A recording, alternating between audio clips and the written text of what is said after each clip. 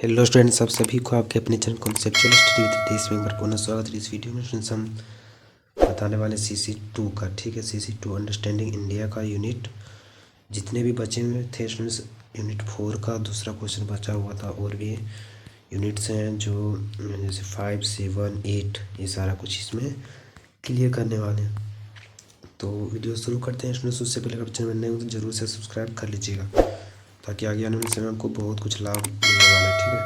तो विश्व और उसके पड़ोसी देशों के नक्शे पर भारत, जो चौथा का सेकेंड पॉइंट था, ठीक है। तो विश्व और उसके पड़ोसी देश, ठीक है, विश्व जो है सो वर्ल्ड लेवल पर और पड़ोसी देश के नक्शे पर जो भारत है वो किस प्रकार से है, इसके बारे में जानना। तो भारत के पड़ोसी देशों के नाम और उनकी राजधानी। भारत के 7 पड़ोसी देश हैं जिसकी सीमाएं भारत से मिलती हैं। लगभग 15,200 किलोमीटर की भूमि सीमा और लगभग 7,517 किलोमीटर के द्वीपों के समूह के साथ भारत आकार में दुनिया का 7वां बड़ा देश है। भारत दुनिया का सबसे बड़ा लोकतंत्र है, ठीक है। तो ये सारा कुछ याद रखना। फिर भारत पाकिस्तान सीमा, भारत चीन सीमा, इधर देखते हैं स्टूडेंट्स। भारत के पश्चिम में स्थित पाकिस्तान का क्षेत्रफल 7,96,940 किलोमीटर है और यह विश्व में आकार की दृष्टि से 36वां स्थान रखता है। पाकिस्तान की राजधानी इस्लामाबाद है। पाकिस्तान के साथ भारत का संबंध बहुत खराब रहे हैं। दोनों देशों ने कई बार पहल तो की है पर कोई खास नतीजा सामने निकल कर नहीं आए। भारत पाक सीमा रेखा को रेड क्लिफ रेखा या लाइन कहा जाता है जिसकी लंबाई लगभग 2900 किलोमीटर है। इस सीमा का निर्धारण 17 अगस्त 1947 को हुआ था, ठीक है। भारत चीन सीमा। चीन एशिया का दूसरा सबसे बड़ा देश है और चीन की जनसंख्या 1,393 बिलियन है। यह विश्व की सबसे अधिक आबादी वाला देश है। इसका क्षेत्रफल 9,597,000 किलोमीटर है। चीन की स्थापना 220 से 206 ईसा पूर्व किन वंश के राजा ने की थी, ठीक है। भारत ने उत्तर में स्थित चीन की सीमा पर उत्तर भारत के इन राज्यों से जोड़ती है: अरुणाचल प्रदेश, सिक्किम, उत्तराखंड, हिमाचल प्रदेश और केंद्र शासित प्रदेश लद्दाख। भारत चीन सीमा को मैकमोहन रेखा कहा जाता है जिसकी लंबाई 890 किलोमीटर है। 1914 में शिमला समझौता के तहत इसका निर्धारण किया गया था, किसका, मैकमोहन रेखा का। भारत नेपाल सीमा। नेपाल भारत के उत्तर में स्थित एक लैंडलॉक देश है। यह 14,71,81 वर्ग किलोमीटर में फैला है, ठीक है। तो इसको लोग को पढ़ लेना है, ठीक है। 147,181 वर्ग किलोमीटर में फैला। विश्व की सबसे ऊंची चोटी माउंट एवरेस्ट नेपाल में है। इस देश की संस्कृति और प्राकृतिक सुंदरता के कारण लोग यहाँ सैर करने आते हैं। भारत भूटान सीमा। भूटान भारत में हिमालय में बसा हुआ है।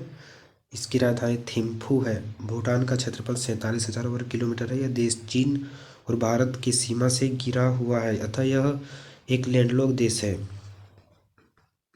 श्रीलंका भारत सीमा। भारत के दक्षिण में स्थित श्रीलंका एक द्वीप देश है। इसकी राजधानी कोलंबो है। इसका कुल क्षेत्रफल 65,610 वर्ग किलोमीटर है। श्रीलंका की प्राचीन राजधानी आराधापुर था और अब जो है बदल गया, ठीक है।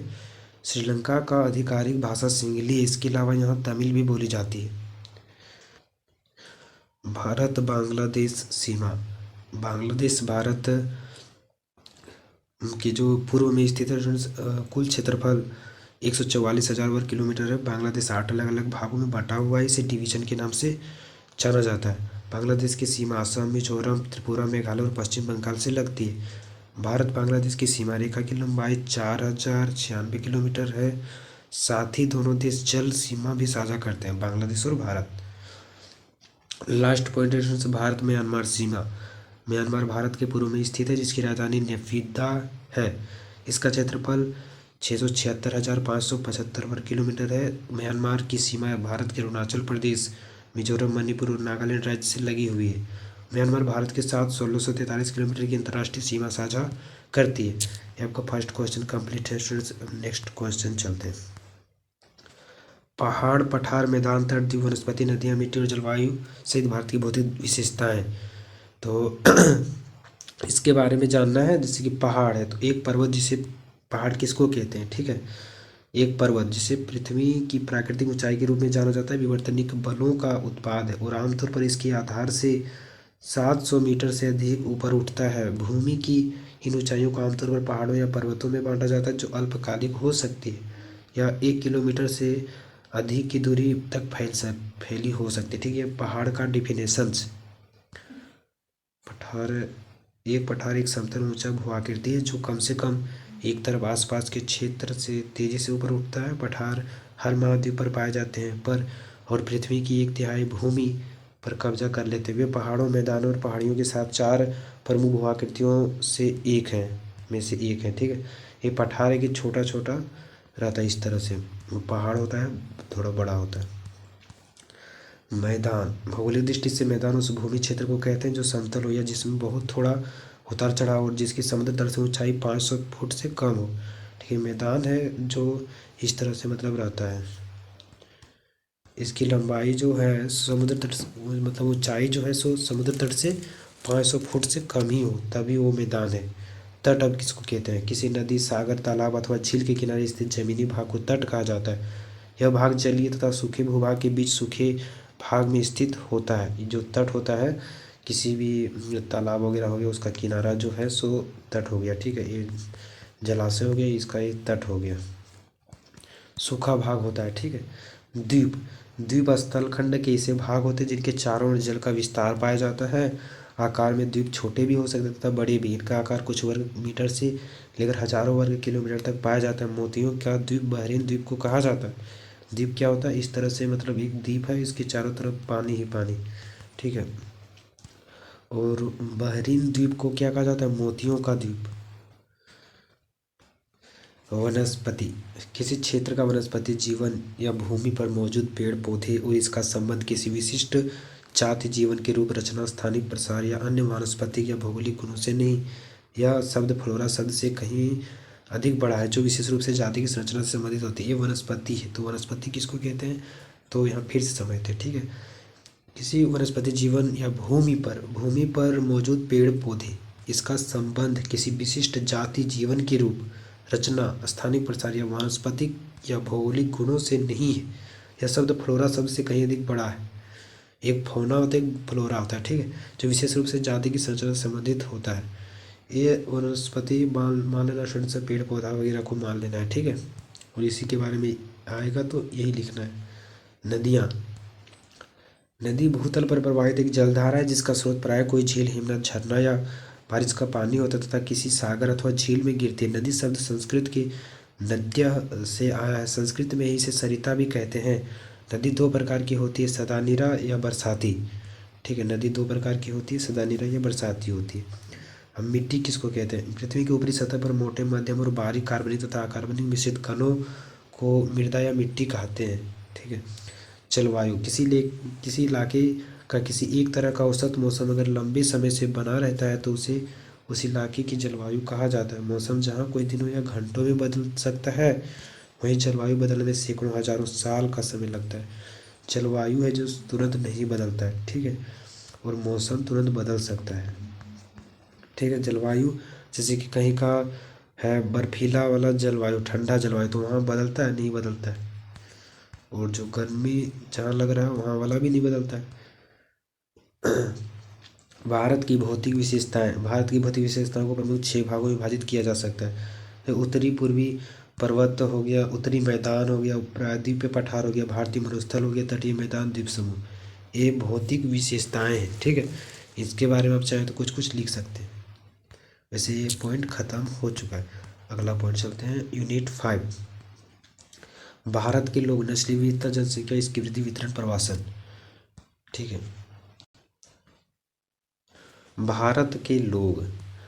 भारत चीन के बाद विश्व का दूसरा सबसे बड़ी जनसंख्या वाला देश है। भारत की विभिन्नताओं से भरी जनता में भाषा, जाति और धर्म, सामाजिक और राजनीतिक संगठन के मुख्य शत्रु हैं। मुंबई, दिल्ली, कोलकाता और चेन्नई भारत के सबसे बड़े महानगर हैं। जो महानगरें हैं वहाँ पर ज़्यादा लोग रहते हैं। ठीक, नस्लीय विविधता, नस्लवाद को इसे परिभाषित किया गया है। यह विश्वास कि हर नस्ल के लोगों में कुछ खास खूबियाँ होती हैं जो दूसरी नस्लों में कमतर या बेहतर बनाती हैं। नस्लवाद लोगों के बीच जैविक अंतर की सामाजिक अवधारणाओं यानी धारणाओं में आधारित भेदभाव और पूर्वाग्रह दोनों होते हैं, पूर्वाग्रह हो जाते हैं। जैसे कि किसी के अंदर कुछ खूबियाँ हैं तो किसी के अंदर कुछ हानियाँ भी हैं। तो जो हानियाँ हैं उसको दिखा रहा है दूसरा, जिसके पास वो ये चीज़ है वो दिखा रहा है कि तुम्हारे पास नहीं, और उसके पास जो है सो ये दिखा रहा है कि तुम्हारे पास नहीं। तो पूर्वाग्रह हो गए। जनसंख्या, भारत 28 राज्यों और 8 केंद्र शासित प्रदेशों का एक संघ है। सन 2019 में लगभग 1.15 अरब की जनसंख्या के साथ भारत विश्व का दूसरा सर्वाधिक जनसंख्या वाला देश है। भारत के पास विश्व की कुल भू क्षेत्र का 2.4% भाग है, लेकिन यह विश्व की 17% जनसंख्या का निवास स्थान है। गंगा के मैदानी क्षेत्र विश्व के सबसे विशाल उपजाऊ फैलाव में से एक है, और यह विश्व के सबसे सघन बसे क्षेत्रों में से एक है। दक्कन के पठार के पूर्वी और पश्चिमी तटीय क्षेत्र भी विश्व के सबसे सघन क्षेत्रों में हैं। पश्चिमी राजस्थान में स्थित थार मरुस्थल विश्व के सबसे सघन मरुस्थलों में से एक है। उत्तर और उत्तर पूर्व में हिमालय पर्वत श्रृंखलाओं में बसे राज्यों में ठंडे शुष्क मरुस्थल और उपजाऊ घाटियां हैं। कठिन संरचना के कारण इन राज्यों में देश के अन्य भागों की तुलना में जनसंख्या घनत्व कम है। जो होता है जहाँ पर ज़्यादा ठंड होता है वहाँ कम जनसंख्या निवास करता है, और जहाँ ज़्यादा गर्म होता है वहाँ भी जनसंख्या बहुत कम निवास करता है। तो कहाँ ज़्यादा निवास करता है? जहाँ का मौसम सम होता है, यानी कि ना ही ज़्यादा गर्मी ना ही ज़्यादा बरसात और ना ही ज़्यादा ठंडा। जनसंख्या वृद्धि भारत में, ठीक है, 1960 से 21 तक भारत की जनसंख्या 450.50 मिलियन से बढ़कर 1.41 बिलियन हो गई। यह 61 वर्षों में 212.4% की वृद्धि भारत में सर्वाधिक 1974 में 2.36% के साथ दर्ज की गई थी। 0.80% के साथ 2021 में सबसे छोटी वृद्धि, ठीक है। इस अवधि में विश्व भर के सभी देशों की कुल जनसंख्या में 160.2% की वृद्धि हुई है। भारत में औसत आयु 2012 से 20 तक 2.63 वर्ष बढ़कर 26.07 से 28.70 वर्ष हो गई है, ठीक है। तो ये आपको डाटा याद करना पड़ेगा, कुछ कुछ सारा समझने से नहीं होगा। लगभग 35% निवासी देश के बड़े शहरों में रहते हैं। शहरीकरण की यह बढ़ती प्रवृत्ति सालाना 2.1% की दर से बढ़ रही है। भारत में जनसंख्या वितरण और घनत्व, भारत में जनसंख्या वितरण समान है। जनसंख्या कुछ क्षेत्रों में अत्यधिक घनी बसी है तो कुछ जगह बहुत कम लोग रहते हैं, जैसे नगरों, औद्योगिक क्षेत्रों और उपजाऊ कृषि क्षेत्रों में अधिक लोग रहते हैं। इसके विपरीत ऊंचे पर्वतों, घने वनों व ठंडे क्षेत्रों में कम लोग रहते हैं। जहाँ का जलवायु बढ़िया रहेगा वहीं ना रहेंगे स्टूडेंट्स, ठीक है। और प्रवासन, 2001 की जनगणना के अनुसार कुल 1029 मिलियन आबादी में से 307 मिलियन को संदर्भ में प्रवासियों के रूप में सूचित किया गया था। अंतर्राज्य प्रवास के तहत महिला प्रवासियों की संख्या पुरुष विवाह से संबंधित प्रवासन से अधिक है। जो महिलाएं होती हैं उनके विवाह के बाद चली जाती हैं दूसरी जगह, तो ये प्रवास हो गया एक तरह से, ठीक है। ये आपका क्लियर हो गया पॉइंट यूनिट 5 कंप्लीट, ठीक है। यूनिट 6 में चलते हैं, जो कि आपका संविधान है। भारतीय संविधान, भारत का सर्वोच्च विधान है, जो संविधान सभा द्वारा 26 नवंबर 1949 ईस्वी को पारित हुआ तथा 26 जनवरी 1950 से प्रभावी हुआ। यह दिन 26 नवंबर भारत के संविधान दिवस के रूप में घोषित किया गया, जबकि 26 जनवरी का दिन भारत में गणतंत्र दिवस के रूप में मनाया जाता है। भारत के संविधान का मूल आधार भारत सरकार अधिनियम 1935 को माना जाता है। भारत का संविधान विश्व के किसी भी गणतांत्रिक देश का सबसे लंबा लिखित संविधान है। जो गणतांत्रिक देश है उनमें से सबसे लंबा लिखित संविधान भारत का है। अब प्रस्तावना के बारे में जानते हैं, ठीक है। प्रस्तावना, हम भारत के लोग या भारत के लोगों की परम संप्रभुता को इंगित करता है। संप्रभु का अर्थ राज्य की स्वतंत्र सत्ता है जो किसी अन्य राज्य या बाहरी शक्ति के नियंत्रण के अधीन नहीं है, ठीक। संप्रभु के बारे में जानते हैं। शब्द का अर्थ है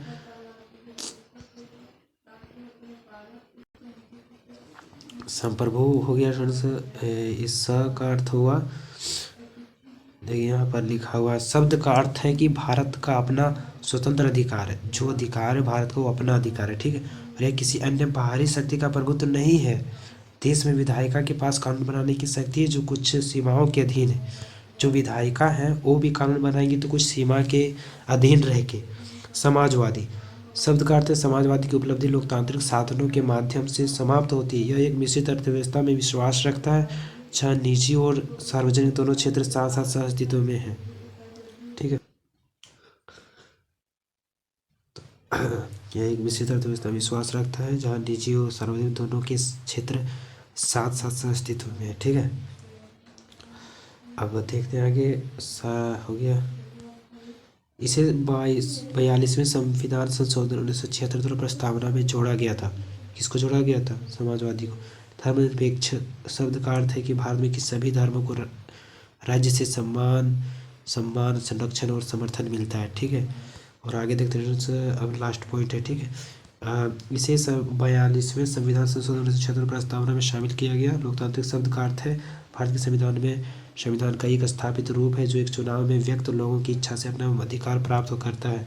गणतंत्र इस शब्द का इंगित करता है कि राज्य का प्रमुख लोगों द्वारा चुना जाता है। भारत में भारत का राष्ट्रपति राज्य का निर्वाचित प्रमुख नेता है।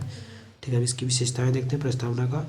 वर्तमान में भारत का संविधान 465 अनुच्छेद जो कि 25 भागों और 12 अनुसूचियों में लिखित है। हालांकि संविधान की कई विशेषताएं हैं जैसे धर्मनिरपेक्ष राजतंत्र, संघवाद, संसदीय सरकार इत्यादि। संविधान किसी भी देश का मौलिक कानून है जो सरकार के विभिन्न अंगों की रूपरेखा और मुख्य कार्य का निर्धारण करता है। भारत के हर नागरिक को मौलिक अधिकार देना संविधान की सबसे बड़ी विशेषता है। मौलिक अधिकार वो अधिकार है जो हर नागरिक को हासिल है, इनका हनन नहीं किया जा सकता है। अगर सरकार के किसी कदम से किसी नागरिक के मौलिक अधिकार का हनन होता है तो सुप्रीम कोर्ट या हाई कोर्ट का दरवाज़ा खटखटाया जा सकता है। कुछ अगर हानि होता है जाके आप दरवाज़ा खटखटा सकते हैं सुप्रीम कोर्ट का। मौलिक अधिकार के बारे में देखते हैं। भारत के संविधान भाग 3 अनुच्छेद 12 से 35 में वर्णित भारतीय नागरिकों को प्रदान किए गए अधिकार हैं जो सामान्य स्थिति में सरकार द्वारा सीमित नहीं किए जा सकते और जिनकी सुरक्षा का प्रहरी सर्वोच्च न्यायालय है। ठीक है, मूल संविधान में 7 मौलिक अधिकार थे परंतु वर्तमान में 6 ही मौलिक अधिकार है। संविधान के भाग 3 में सन्निहित अनुच्छेद 12 से 35 मौलिक अधिकारों के संबंध में है जिसे संयुक्त राज्य अमेरिका के संविधान से लिया गया है। मौलिक अधिकार भारत सरकार को व्यक्तिगत स्वतंत्रता का अतिक्रमण करने से रोकने के साथ नागरिकों के अधिकारों की समाज द्वारा अतिक्रमण से रक्षा करने का दायित्व भी राज्य पर डालते हैं। संविधान द्वारा मूल रूप से 7 मूल अधिकार प्रदान किए गए थे। समानता का अधिकार, स्वतंत्रता का अधिकार, शोषण के विरुद्ध अधिकार, धर्म, संस्कृति एवं शिक्षा की स्वतंत्रता का अधिकार, संपत्ति का अधिकार तथा संवैधानिक उपचारों का अधिकार। हालांकि संपत्ति के अधिकार को 1978 में 44वें संविधान संशोधन द्वारा संविधान के 3 भाग से हटा दिया गया था। ठीक है, तो आपका मौलिक अधिकार हो गए। अब मौलिक कर्तव्य किसे कहते हैं वो देखिए। संविधान का पालन करें और उसके आदर्शों, संस्थाओं, राष्ट्रध्वज एवं राष्ट्रीय गान का आदर करें। स्वतंत्रता के लिए राष्ट्रीय आंदोलन को प्रेरित करने वाले उच्च आदर्शों को हृदय में संजोए रखें और उनका पालन करें। भारत की संप्रभुता, एकता और अखंडता की रक्षा करें तथा उसे अक्षुण्ण रखें। यही आपका हो गया मौलिक कर्तव्य। यूनिट 6 खत्म हो चुका है, यूनिट 7 में आ गए। ठीक है, इसमें बोल रहा है राजनीतिक विचारों के बारे में पता करने, अहिंसा, सत्याग्रह, सामाजिक न्याय। तो यहाँ देखते हैं फ्रेंड्स, एक विशिष्ट डिफिनेशन लिखा हुआ है। राजनीतिक विचार, सामाजिक अध्ययन में राजनीतिक विचारधारा किसी सामाजिक आंदोलन, संस्था, वर्ग और या बड़े समूह के आदर्शों, सिद्धांतों, उपदेशानों, मिथकों या प्रतीकों का एक नीति शास्त्रीय समुच्चय है जो समाज को कैसे काम करना चाहिए या समझाती और किसी सामाजिक व्यवस्था के लिए कोई राजनीतिक या सांस्कृतिक ब्लूप्रिंट प्रदान करती है। समाज में कैसे रहना, कैसे व्यवहार करना, सारा कुछ सामाजिक व्यवस्था को सुव्यवस्थित करने के लिए बनाया गया। ठीक है, अब अहिंसा किसको कहते हैं? अहिंसा का सामान्य अर्थ हिंसा न करना। इसका व्यापक अर्थ है किसी भी प्राणी को तन, मन, कर्म, वचन और प्राणी से कोई नुकसान न पहुंचाना। मन में किसी का हित न सोचना, किसी को कटुवाणी आदि के द्वारा भी नुकसान न देना तथा कर्म से भी किसी भी व्यवस्था में किसी प्राणी की हिंसा न करना, यह अहिंसा है। किसी भी तरह का हानि न करना अहिंसा है। ठीक है, सत्याग्रह का मूल अर्थ है सत्य के प्रति आग्रह, सत्याग्रह। ठीक है, सत्य को पकड़े रहना और इसके साथ अहिंसा को मानना। अन्याय का सर्वथा विरोध, अन्याय के प्रति विरोध इसका मुख्य वजह था, करते हुए अन्यायी के प्रति वीर भावना रखना सत्याग्रह का मूल लक्षण है। अब आता है सामाजिक न्याय। एक विचार के रूप में सामाजिक न्याय की बुनियाद सभी मनुष्यों को समान मानने के आग्रह पर आधारित है। इसके मुताबिक किसी के साथ सामाजिक, धार्मिक और सांस्कृतिक पूर्वाग्रहों के आधार पर भेदभाव नहीं होना चाहिए। हर किसी के पास इतने न्यूनतम संसाधन होने चाहिए कि वे उत्तम जीवन की अपनी संकल्पना को धरती पर उतार पाए। सामाजिक न्याय यानी कि समाज में किसी के प्रति अन्याय नहीं होना चाहिए किसी के साथ, ठीक है, सबके साथ न्याय होना चाहिए। सबको जीवन जीने का अधिकार है ना, इसीलिए। अगला पॉइंट देते हैं यूनिट 8, ये लास्ट पॉइंट है क्योंकि यूनिट 9 हम करवा चुके हैं एक अलग वीडियो में, ठीक है। उस वीडियो का लिंक स्टूडेंट्स डिस्क्रिप्शन बॉक्स में डाल देंगे, ठीक है, तो आप लोग देख लीजिएगा। ये जो यूनिट 8 है भारतीय अर्थव्यवस्था यानी कि इकोनॉमिक्स से संबंधित है, ठीक है। तो इसको देखते हैं भारतीय अर्थव्यवस्था क्या है। तो भारतीय अर्थव्यवस्था, भारत की अर्थव्यवस्था विश्व की 5वीं बड़ी अर्थव्यवस्था, क्षेत्रफल की दृष्टि से विश्व में 7वें स्थान पर है, जनसंख्या में इसका दूसरा स्थान है। जो भारत है उसका जनसंख्या में दूसरा स्थान और अर्थव्यवस्था में क्षेत्रफल की दृष्टि से विश्व में 7वां स्थान है और जनसंख्या में दूसरा स्थान है, ठीक है। और अर्थव्यवस्था की दृष्टि से 5वीं बड़ी है, मतलब 5वां है, ठीक है। जनसंख्या में इसका दूसरा स्थान है और केवल 2.4% क्षेत्रफल के साथ भारत विश्व की जनसंख्या के 17% भाग को शरण प्रदान करता है।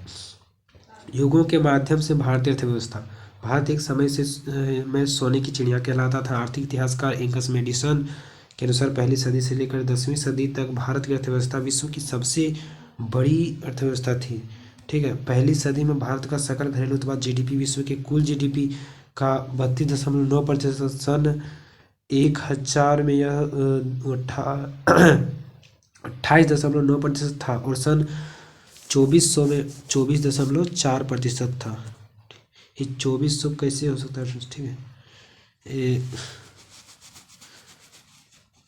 1700, ठीक है, 1700 में, और सन 1700 में 24.4% था, ठीक है।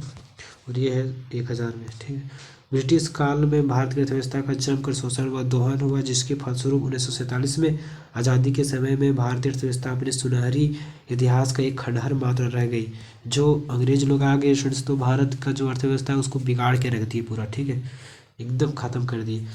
आज़ादी के बाद से भारत का झुकाव समाजवादी प्रणाली की ओर रहा। सार्वजनिक उद्योगों तथा केंद्रीय आयोजन को बढ़ावा दिया गया। 20वीं शताब्दी में सोवियत संघ के साथ साथ भारत में भी इस प्रणाली का अंत हो गया। 1991 में भारत को भीषण आर्थिक संकट का सामना करना पड़ा, जिसके फलस्वरूप भारत को अपना सोना तक गिरवी रखना पड़ा।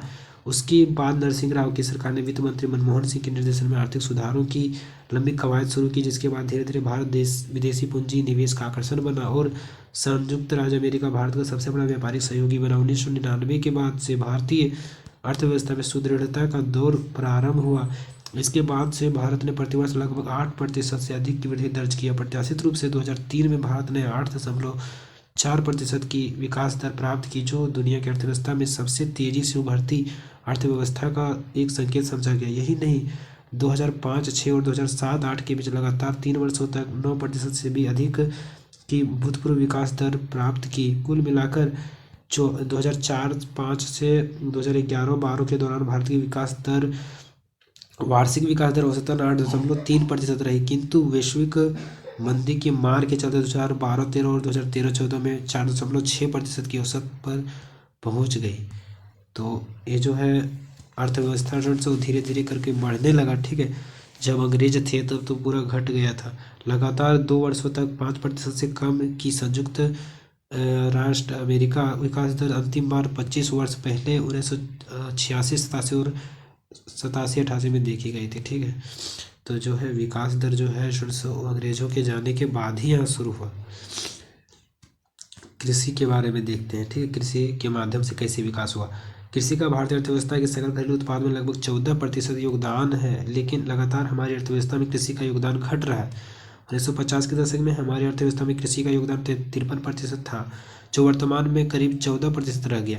जो कृषि है, कृषि के माध्यम से 14% लाभ हो रहा है, ठीक है। भारत में देश में निर्यात के क्षेत्र में कृषि का 10% हिस्सा है, निर्यात कर रहा है 10%। औद्योगिक क्षेत्र भारतीय अर्थव्यवस्था के लिए महत्वपूर्ण है, जो कि विभिन्न सामाजिक आर्थिक उद्देश्यों की पूर्ति के लिए आवश्यक है, जैसे कि ऋण के बोझ को कम करना, विदेशी प्रत्यक्ष निवेश आवक FDI का समर्थन करना, आत्मनिर्भर वितरण को बढ़ाना, वर्तमान आर्थिक परिदृश्य को वैविध्यपूर्ण और आधुनिक बनाना। तो ये सारा कुछ जो है सो अर्थव्यवस्था में बढ़ावा करता है, ठीक है, बढ़ाता है हम लोग के भारतीय अर्थव्यवस्था को। अब व्यापार के माध्यम से कैसे उन्नति हो रहा है देश में, देखते हैं। वैश्विक निर्यातों और आयातों में भारत का हिस्सा वर्ष 2000 में क्रमशः 0.7% और 0.8% से बढ़ता हुआ वर्ष 2013 में क्रमशः 1.7% और 2.5% हो गया। भारत में कुल वस्तु व्यापार में भी उल्लेखनीय सुधार हुआ, जिसका सकल घरेलू उत्पाद में हिस्सा 2000 से 2001 के 21.8% से बढ़कर 2013-14 में 44.1% हो गया।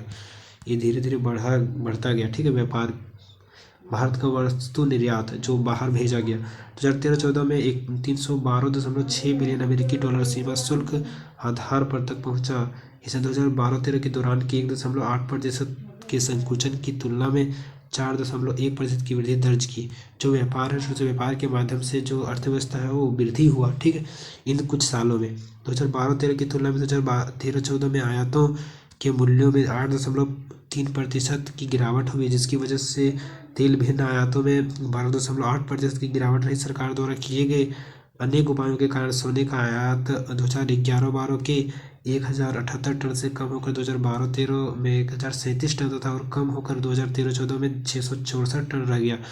मूल्य के संदर्भ में सोने और चांदी के आयात में 2013-14 में 40.1% की गिरावट हुई और 33.4 बिलियन अमेरिकी डॉलर के स्तर पर आ गया, ठीक है। और 2013-14 में आयातों में हुई जबरदस्त गिरावट और असाधारण निर्यात वृद्धि के परिणामस्वरूप भारत का व्यापार घट गया, ठीक है।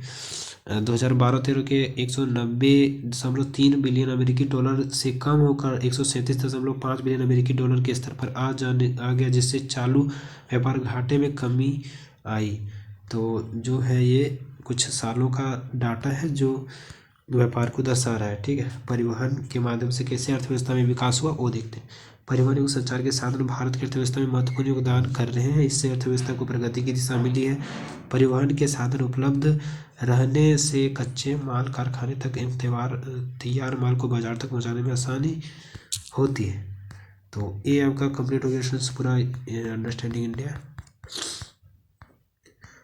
तो अंडरस्टैंडिंग इंडिया ख़त्म हो चुका है स्टूडेंट्स। अब जो है सो CC3 यानी कि हेल्थ एंड वेलनेस कंप्लीट होगा। फिर आपका जो IVS का है थोड़ा बच गया, उसको भी कंप्लीट कर लिया जाएगा एक वीडियो में, ठीक है। एक ही वीडियो में IVS कंप्लीट और 2, 3, 4 वीडियो में आपका हेल्थ एंड वेलनेस कंप्लीट।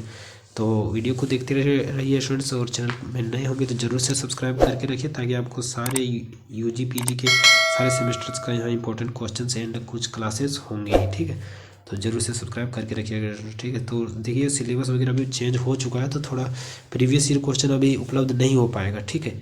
लेकिन फिर भी देखेंगे स्टूडेंट्स, कुछ अगर आपका सिलेबस से मैच करता है तो उसको भी उपलब्ध करवाया जाएगा। तो ज़रूर से सब्सक्राइब करके रखिएगा, ताकि आपको बहुत ज़्यादा लाभ होने वाला है, ठीक है। तो यही बताना था। Thanks for watching. फिर मिलेंगे नेक्स्ट वीडियो के साथ। जय हिंद, वंदे मातरम।